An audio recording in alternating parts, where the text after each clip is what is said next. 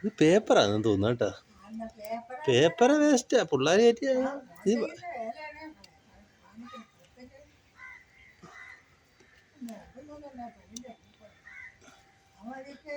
ഇത്രയും എങ്ങനെ കയറ്റി വെച്ച്? ആ പേപ്പറേ നനഞ്ഞു കഴിഞ്ഞാൽ പിന്നെ ഇങ്ങനെ ആവത്തില്ലേ?